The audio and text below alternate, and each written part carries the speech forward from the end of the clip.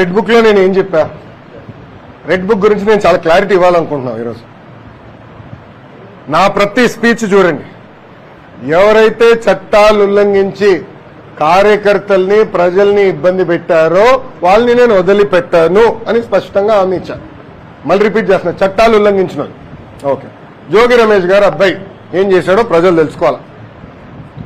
అగ్రిగోల్డ్ భూమి పత్రాలు తీసుకుని ఫేక్ పత్రాలు సృష్టించి అతని పేరుపై ట్రాన్స్ఫర్ చేసుకుని అమ్మేశాడు. అగ్రిగోల్డ్ బాధితులు చాలా మంది ఇప్పటికీ ఇబ్బంది పడుతున్నారు, వాళ్ళకి రావాల్సిన డబ్బులు ఇంకా చాలా ఉన్నాయి.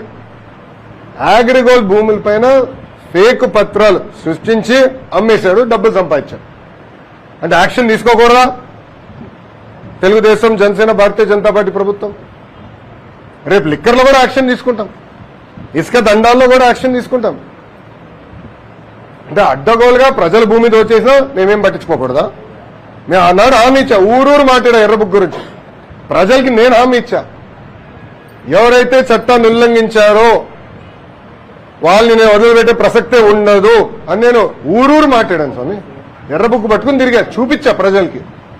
అందుకే ప్రజలు మాకు అంత అద్భుతమైన మ్యాండేట్ ఇచ్చారు.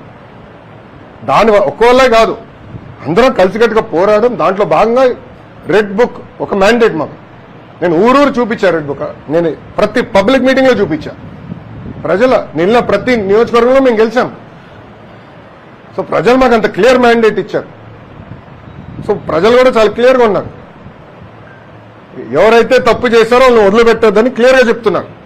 అది అమలు చేస్తాం.